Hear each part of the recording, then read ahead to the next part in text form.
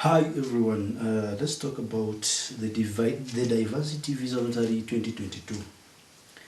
Uyu munsi ngiye kuvuga kuri DV 2022 result. DV 2022 result. Harabura iminsi mike ishoboka kugira ngo applying green card ibisubizo byabo bisoke. Ejo bundi harabura iminsi mike cyane ishoboka ibarirwa ku ntoki. Ndashaka itanabura n'iminsi itanarenga n'icyumweru, I think so, cyangwa se kirangaho iminsi mike cyane ishoboka. So rero harabura iminsi mike ngo ibisubizo by'abapplying green card bisoke. I'm going to answer the important question related to checking the result. So hari ibibazo ngiye gusubiza amaze iminsi mbazwa n'abantu byerekeye kuku reba result. Ni gute umuntu yareba result za green card, umuntu applying green card. None nongere ngaruke ku kibazo kigira kiti niki uzakora mu gihe umaze kumenya ko result zasohotse. Wamaze kumenya ko result zasohotse. Ese kugira ngo noneho u checking result cyangwa se kugira ngo urebe result zawe urasabwa iki? Welcome. This is Moses Twishimire, nkuko mumaze kumenyera amazina yanjye, Moses Twishimire himself from Crimson TV. Niba ari ubwa mbere uje kuri channel, nagushishikariza gukora subscribe, ugakora like kuri video, ndetse ukanakora na share. So tutihuse rero, nako twihuse ndashimira ku bantu bamaze gukora subscribe, bamaze gukora share na like kuri video zanjye. Ndakeka nari maze gushiraho video imwe. So iyi video njizo ya kabiri rero ni ukugira ngo tumenye ngo eske ni gute wareba result za green card. Reka dusubire ku kibazo noneho nifuza ko tuganiraho. Iki kibazo kandi kiraza kudufasha hagati yanjye nawe, njyewe nawe, kiraza kudufasha eske ni gute twamenye ibisubizo byacu. Ni gute ejo bundi result nizimara gusohoka, ni gute uzamenya igisubizo cyawe. Sibyo? So turaza kwibaza ibibazo bigeze muri bitanu ndetse tunabisubize. Ikibazo cya mbere cyaza kugira kiti when the result are out, eske result za green card zizasohoka ryari? You see? Result za green card zizasohoka ryari? Iyo ni ikibazo cya mbere twibajije cyangwa se maze iminsi nakira. So twihuse rero, result za green card cyangwa se date, umunsi nyirizina zizatangira ryari, zizasohoka ryari? Result za green card, ibisubizo bya green card bizasohoka tariki 8 mu kwezi kwa gatanu. Bizaba ari kuwa gatandatu. Kuwa gatanu tariki 8 kuwa gatandatu. So noneho wakibaza ati eske zizasohoka sangahe? Kugira ngo twihute. So zizasohoka at noon, 12 o'clock p.m. Eastern Standard Time. Nubango ni saa 12 saa 6 ariko ku saha zo muri New York. So rero ntabwo duhuje isaha muri New York no mu Rwanda, ntabwo duhuje isaha. So niba duhuje isaha rero, ikintu cyagufasha ujya kuri Google ukandikamo ngo when it is noon in New York. When it is noon in New York, what time in Kigali, Rwanda? What time in Burundi? What time in Ghana? Ukahitubona isaha result zizasohokera. So ikibazo cya kabiri kiragira kiti which website do you need to use to check the result? Noneho ni yihe website uzifashisha kugira ngo urebe result zawe za green card? Cyo ni ikibazo cya kabiri. Ikibazo cya gatatu kiragira kiti how do you check the result? tumaze kubona ni iyihe website uzifashisha kugira ngo checking result zawe. Ikibazo cya gatatu nuko twibaza ngo results zawe noneho uzazireba gute, ni ibihe bintu ukeneye kugira ngo urebe result zawe. Ni izihe information cyangwa se ni ibihe bintu runaka ukeneye kugira ngo urebe iki result zawe. Ikibazo cya kane kiragira kiti what if you lost your confirmation number.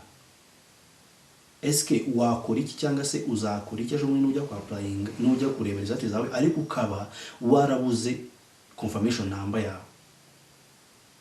Hari abantu twavuze ko ugomba kuyikorera screenshot kuri phone cyangwa se ukayisohora as a PDF, ariko hari abantu ndahamya yuko cyangwa se ndakeka yuko hari abantu ushobora kuba barabuze confirmation number zawe. Noneho nimba warabuze confirmation number yawe uraza kubona igisubizo cy'uburyo wabona confirmation number yawe.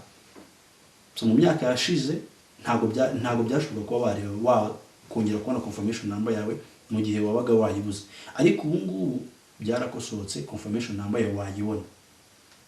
So turaza kureba ngo ni ubuhe buryo wakoresha kugira ngo ubone confirmation number yawe. Byose urabisanga hano kuri Crimson TV. Icyo ni ikibazo cya kane.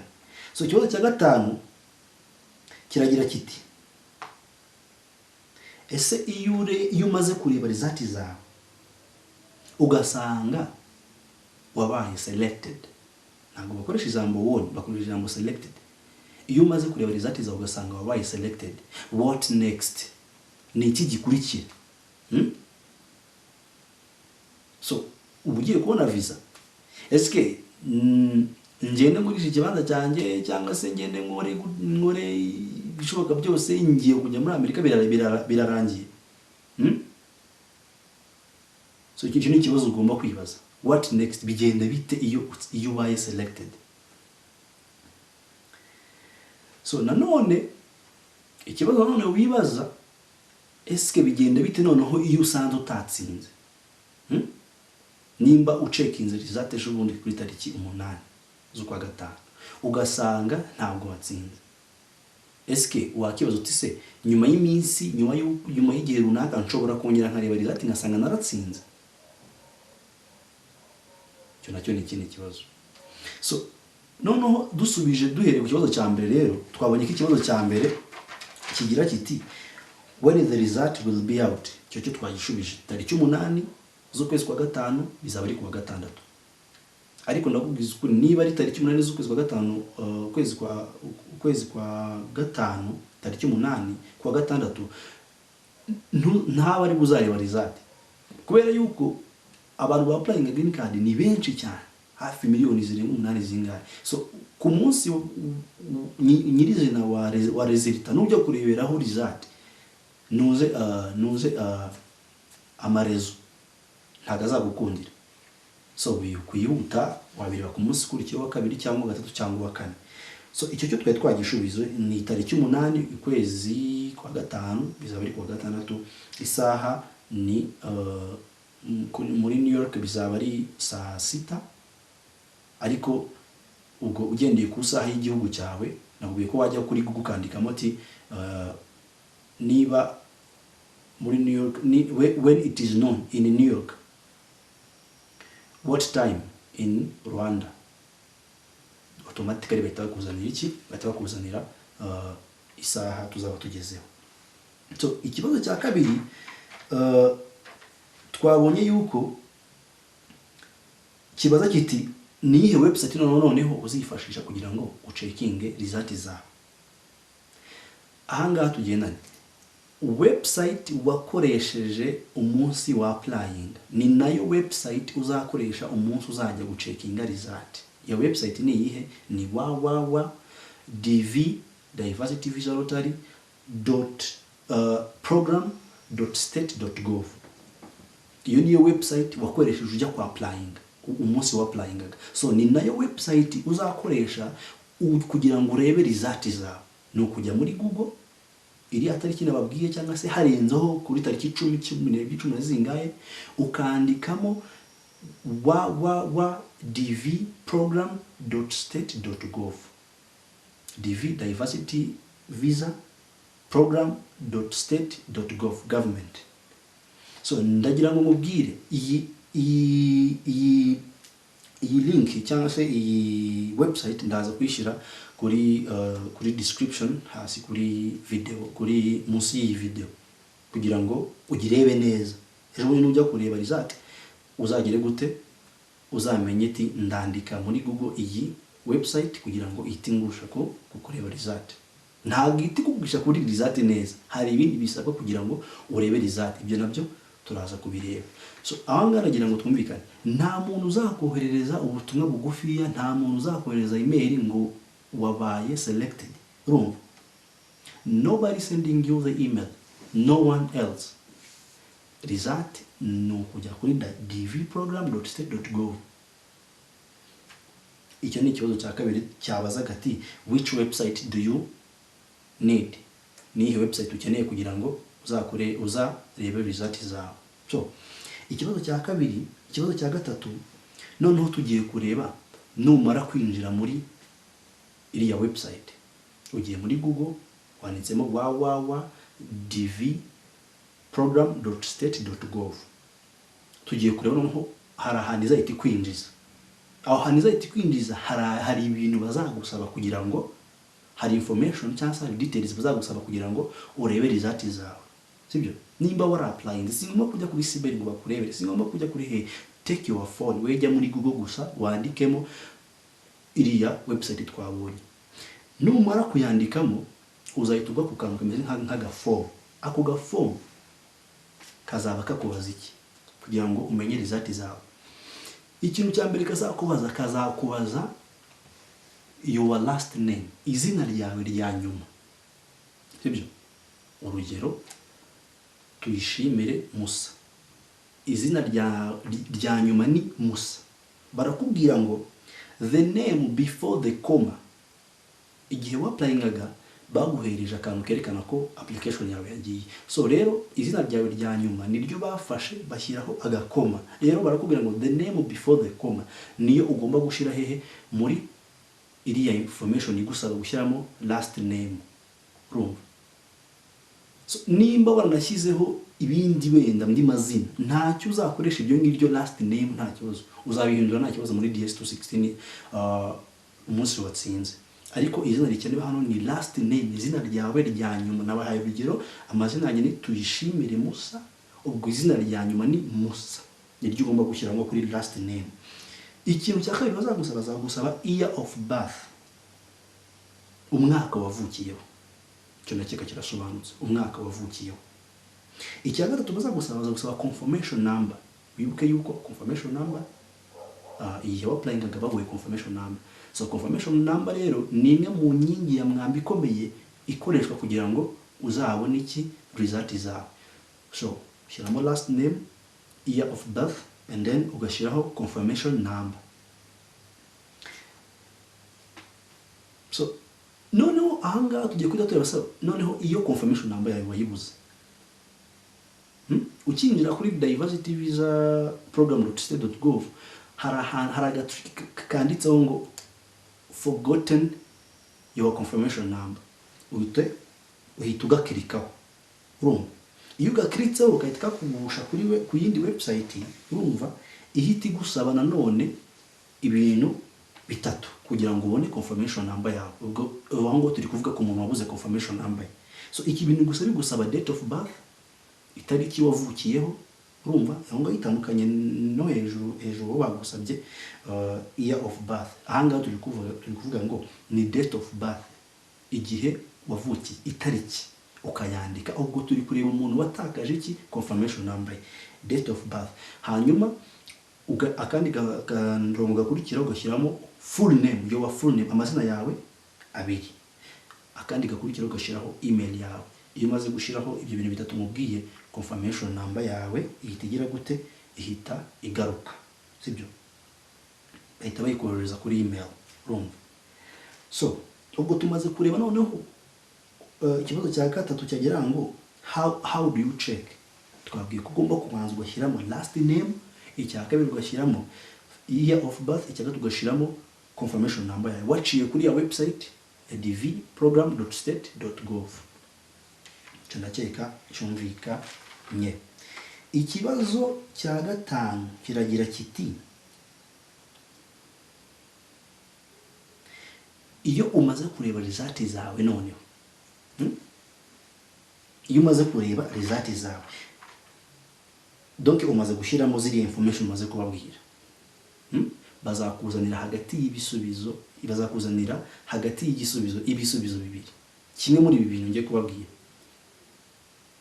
Bazakubwira bati ubwo bamaze gushyiramo ziriya information eshatu zose, bazakubwira bati your entry has not been selected. It means ntabwo nyine wabaye selected, ntabwo wabashije gutambuka. Your entry has not been selected.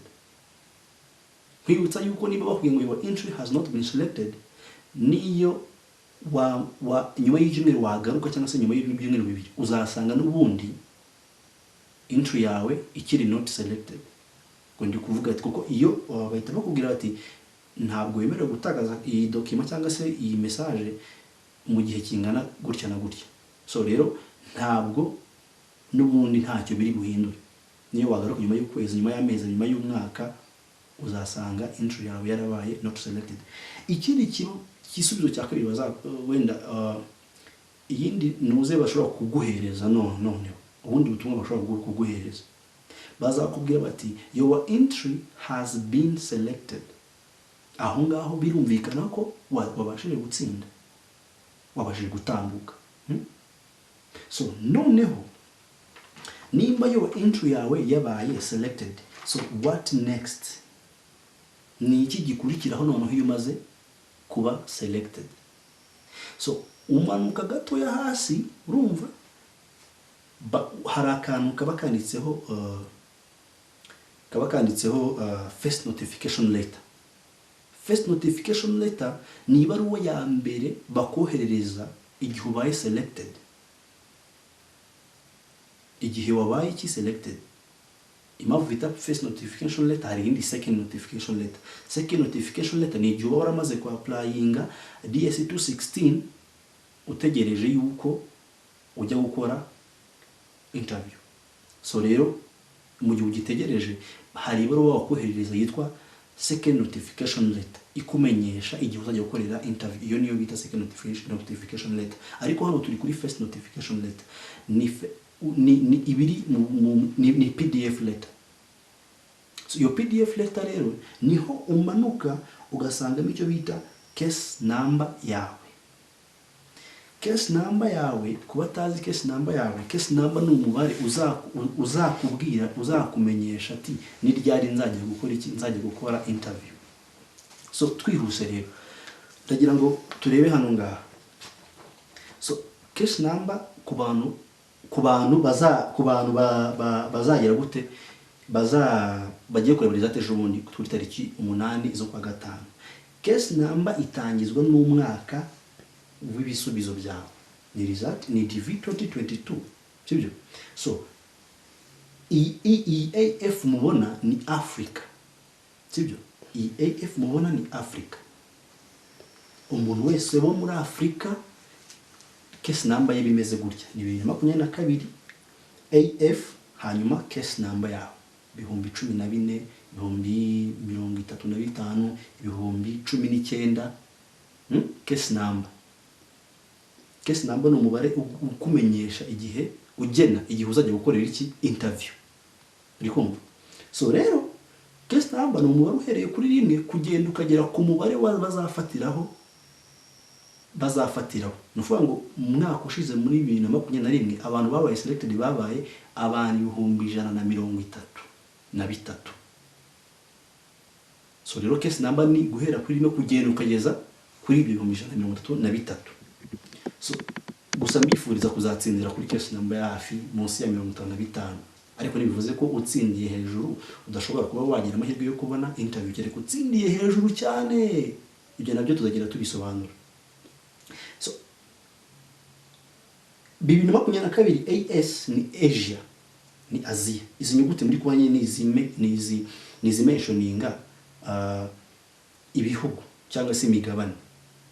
AF ni Africa, AS ni Asia. So kwihuse Europe ngira ngo mwabaze kubisobanukirwa. 2022 Europe case number ya 2022 Latin America.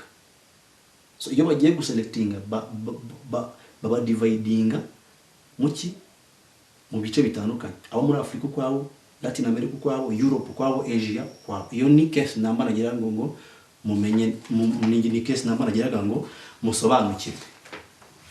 So twihuse rero, iyo umaze kuba selected, umaze kubanya case number yawe, ikintu cya mbere cyihutirwa ugomba kubanza gukora, ugomba kuzuza form yitwa DS216. DS216 ni immigrant form, ni form yuzuza abantu bagiye gutura ndetse no gukorera muri Amerika. Itandukanye na form yitwa non-immigrant form. Non-immigrant form buzuza form yitwa DS160. 160 ni form wuzuza ugiye gukora ariko igihe cyazagera ukagaruka, ugiye gusura tourist visa, igihe cyazangira wagiye gusurira ukagaruka, ugiye mu inama yazangira ukagaruka. Iyo ni non-immigrant visa. Itandukanye na DS216 yo yitwa immigrant visa, ni form yuzuza abantu bagiye gutura ndetse no gukorera muri United States of America. Rero ugitsindira green card ukiba selected, ikintu cya mbere ugomba kubanza gukora, ugomba kubanza kuzuza form yitwa DS216. Cyo ikintu cya mbere kibanza ugomba kubanza gukora. Ariko ahangaha kugira ngo tugende neza, niba wara applying uri single, ukeneye kuzajyana n'umugore wawe cyangwa se n'umuntu mwashakanye, ugomba kubanza ugakora process za mariage. Nk'ubu result nizisohoka mu kwa gatanu, wa applying uri single, ukeneye gukora mariage, guhera mu kwa gatanu kugera mu kwa 10, ugomba kuba warakozemo buri kintu cyose. Warakozemo mariage, mwaragiye mu rukiko, ibyangombwa byose bisabwa kuri DS216 byose waragiye kubizana, sinza attestation de naissance, byose nyine tuzagenda tubisobanura muri video zacu ziri imbere. So icyaka gikenewe rero, nicyo nababwira gati, nimba ushaka gushaka ariko wibuke ko waplayize uri single. Mu gihe waplayize uri single rero ukaba wumva ushaka gukora mariage, ugomba kubanza gukora mariage before you fill DS216. Gukora mariage biza mbere yo kuzuza DS216. Hanyuma wamara gukora mariage, ikintu cya mbere ni uko ugomba kuzuza DS216. Impamvu ni no kugira ngo wa mugore wawe cyangwa se wa muntu mwashakanye uzamwadinge muri DS216, no donc uzamushyire kuri form yawe kugira ngo muzajyane muri America, the country of southern opportunity. So inama nakugira rero, ntuzavuga ati reka ngende umugore wanjye azabansanga, cyangwa se nyine tuzaba dukora ubukwe nyuma. Nimba wiyemeje kugenda uri wenyine, menya yuko umugore wawe bizagutwara imbaraga, bizagutwara process ndende kugira ngo umugore wawe agire azagusanga iyo hagati y'imyaka 3 n'5. So rero ikiza nuko mwakora mariage nimba mufite ubushobozi kugira ngo mukore ama process yanyu yo neza yose, muyakore neza, hanyuma muzajyana. Izo process ni process zigiye zitandukanye. Nukomeza gukurikira Crimson TV uzagenda urushaho gusobanukirwa. Ndagira ngo nkwizeza yuko nukurikira Crimson TV birashoboka kuba watsindira green card, kuko update mbahereza ni update za nyazo, ni update z'ukuri zitandukanye n'ibinyoma, cyangwa se umuntu ushobora kujya kukwaplangira yenza akakubeshya kugira ati gera gutya na gutya kugira yibonera amafaranga, and then nyamara numara gutsinda ukazaba denied kuri visa. Kwera udukosa dutoya cyane abantu sometimes abantu batazi. So rero nukomeza gukurikira Crimson TV izagufasha cyane nimba warize kwa applying green card cyangwa se ujya applyinga ndiyo wari waranabiritse. Crimson TV zahugarura icyizere cyo kugira ngo wa applying green card, kubera yuko birashoboka kabisa gutsindira green card kandi ukajya gutura ndetse no gukorera muri Amerika. Aho ngaho abantu bazi agaciro ko gutura no gukora muri Amerika, aho ngaho bahita banyumva vuba vuba. Umuntu utabizi cyangwa se umuntu utabyumva ntabwo yabasha kubisobanukirwa. So icyitonderwa rero, ikintu ngira ngo nsorezeho aha ngaha, twibanze cyane ku muntu wabaye selected, ku muntu wabaye selected, ariko ntabwo twize tuvuga ku muntu noneho utarabaye selected. So niba utarabaye selected rero, ntuzatangire gushaka impamvu uvuga ati maybe ifoto yanjye ntiyari imeze neza, maybe nambaye umupira w'umweru kuri background y'umweru, maybe nari mfite dread, maybe nari meze gutya na gutya. No, ibuka yuko abantu ba applying barenze umubare w'abantu bahabwa visa. So hari benshi bazatsindwa rero bazaba bujuje requirement zose zikenewe z'ifoto cyangwa se z'ibindi byose. So niba utatsinze cyangwa se niba utarabaye selected, ntuzatangire kumva yuko ushaka impamvu uvuga uti wenda hari banashizeho umupira w'umweru kandi kuri background w'umweru nari mfite dread nari imeze gutya na gutya. No, umubare w'abapplyinga urengeje umubare w'abantu bahabwa visa. So ibyo rero ntuzajya gute, ntuzabitindeho. Umwaka ushize muri 2021 happlyinze abantu miliyoni 7. Miliyoni 7 rero abantu babaye selected ni abantu 133. So abantu 133 rero niyo rero hari abandi basigaye kandi bari bujuje requirement zose. Ikindi cya kabiri, please ndabinginze inshuti za Crimson TV, bantu mukurikira Crimson TV, umuryango wa green card muri rusange mu Rwanda, please niba utsinzwe ntuzigere ucika intege, keep applying. Umwaka nuza uzongere wa applying, ntuzacike intege. None se nta kintu ushobora, sibyo? Ku applyinga no ubuntu, applyinga ni iminota 5 bikava mu nzira bikagenda. Nimba wakoraga akazi kawe komeza ugakore, nimba wakoraga buri kintu cyose komeza ukikore neza, byose ukomeza ubikore neza nkuko usanzwe ubikora. So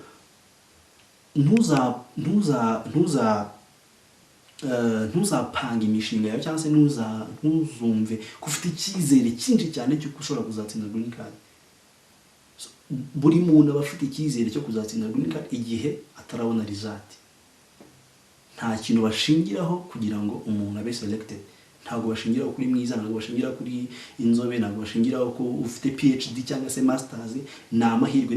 Niba utatsinze, Imana ntabwo yaguhisemo kuzatsinda. Please keep applying. Umwaka utaha uzakomeze wa applying, ntuzagira ikibazo, sibyo? Ikintu nabasaba ni muzacika intege, keep applying, sibyo? Hari umuntu applyinze bwa mbere, bwa kabiri, bwa gatatu ntiyatsinda, umuntu applyinze inshuro enye ntiyatsinda, 5 ntiyatsinda. Hari n'umushuti wanjye, nze abantu benshi cyane b'abashuti banjye cyane ariko bamaze kugendera kuri green card. So that's why byamaye motivation yo kuba nasangiza abanyarwanda things about green card kugira ngo bagerageza ayo mahirwe ahari. Hari amahirwe abahari ari hano ngaho washobora kwitoragurira mu bintu by'imikino kandi ukaba waba successful, ariko abantu bakaba batabizi. So rero sometimes abantu bakunda guta umwanya ku bintu bitabafitiye akamaro, nyamara hari ibintu biri hariya, hari opportunities ziri hariya zibafitiye akamaro. Ushobora kuba bagerageza applyinga n'ubuntu iminota 5 ukaburarangije. Imana nta wamenya ejo umuntu ukaba selected. Ntabwo wambwira ngo selected tuzavuga igiciro cyo kuba niba ubaye selected ibintu bisabwa, noneho umbwire ngo ubuze 2M cyangwa se no, uri umuntu z'ubwenge. Tuzavuga igiciro cyo kugira ngo get straight iyo umaze gutsinda. What next? Don't care how much do you need. So rero wikicara ujye kuri phone yawe usanga uri kureba amakomedi, usanga uri kureba iki. Okay, ni byiza birebe nta kibazo, ariko menya yuko hari n'izindi opportunity ushobora kureba cyangwa se kumva ukaba wakigiramo byinshi bikaba byakugirira akamaro, sibyo? Ntubumve ngo nitombora. Yes, nitombora, ariko abantu baratsinda. Ndahamya yuko wowe uzi abantu barenze 3 cyangwa 4 bamaze kugendera kuri green card kandi ubu ngubu babaye successful.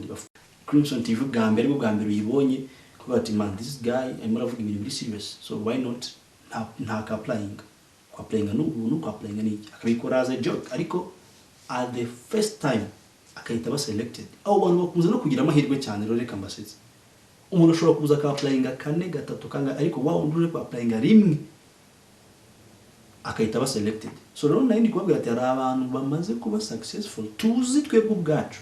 Ndahamya yuko wicaye ngaho ushobora kubuza umuntu abantu barenga nk'icumi cyangwa 5 bagiye United States of America, muri United States of America bagendeye kuri green card. So kandi ubu ngubu bamaze kuba successfully, ubuzima bwabo bumeze neza, sibyo? So rero nakubwiraga rero wifata umwanya wawe uhereze kureba filme, kureba comedy, kureba documentaire y'umuhanzi runaka, kureba yes ni byiza bizakuruhura mu mutwe, ariko thinking out of the box. Crimson TV iri hano ku bwawe, iri hano ku bwanyu kugira ngo ibagezeho green card za update za green card, ibagezeho ibabwira uti birashoboka gutsindira green card. Nukurikirana Crimson TV ndahamya yuko uzaba ufite amahirwe menshi yo gutsindira iki, yo gutsindira green card. So yes ni tombora nibyo, ariko abantu baratsinda, sibyo? Abantu baratsinda. Rero nyirandi kuvuga ni nimba ubaye utsinzwe uyu mwaka, so ntuzacike intege, keep applying. Nzabigisha uburyo ushobora ku applying ukoresheje telefone yawe. Nta bintu byo kuvuga ngo ngiye ngo kuri cyber cafe ngo ngiye banakwa applyingira ibintu by'amafuti, sibyo? Ejo bundi no selected uzabe denied kuri visa kubera iki? Wa muntu yakwa applyingiye ibintu by'amafuti nyamara wowe utaruzi ko bishobora uzatsinda, ariko at the day of interview ukazayimwa visa. So rero nzabigisha uburyo ushobora gufata telefone yawe iminota 5 gusa ukaba umaze gukora icyo ukaba umaze ku applying. Tuzagenda tubireba mu mavideo yacu ari imbere. So rero nabashishikariza gukora subscribe. Ndashimira abantu rwose muri gukora subscribe kuri Crimson TV. Ndabashimiye n'abantu bari kureba video yanjye. Okay, nago this is I think this is a second video, but video yari iriho ubushize kabisa. Thank you so much aba viewers babaye benshi n'ubwo atari benshi cyane, nasabaga yuko bakomeza bakiyongera, sibyo? Kuko bizakugirira akamaro, kandi nanjye bwanjye bingirira akamaro. Nimbona muri ni checking views na checking sub, nkabona murimo motivation, murimo murakurikira cyane, murimo murakurikira, nanjye bwe nzagira umuhate wo kubagezaho these things. So nanibutsa akantu kamwe, niba ufite ikibazo icyo ari cyo cyose, ikibazo wifuza kumenya kuri green card, I'm here for you. Please jya muri comment ubaze ikibazo cyose ushaka. Niba ari ugushimira shimire, niba ari kunenga unenge, nta kibazo. Ushobora kuma advice nkaba nayigenderaho, ariko please hari ibibazo byinshi kuri green card. Ndabizi mukeneye gusobanukirwa ibintu byinshi, ndabizi mukeneye update za nyaza apana ibintu mwumva ku ruhande bigiye bitandukanye. Niba ufite ikibazo cyose kuri green card, jya muri comment wandikemo ikibazo cyawe. I'm here, nzagusubiza rwose, kandi nzaguha nzagusubiza ibintu byanyabya pana ibintu nikuye mu mutwe cyangwa se natoraguye n'ibintu ngena ngasoma nkicara mu mwanya wanjye instruction of green card nasoma, sibyo? So rero thank you so much everyone, and remember to subscribe to my YouTube channel. Again, this is Moses Twishimire himself. I'm here from my home office.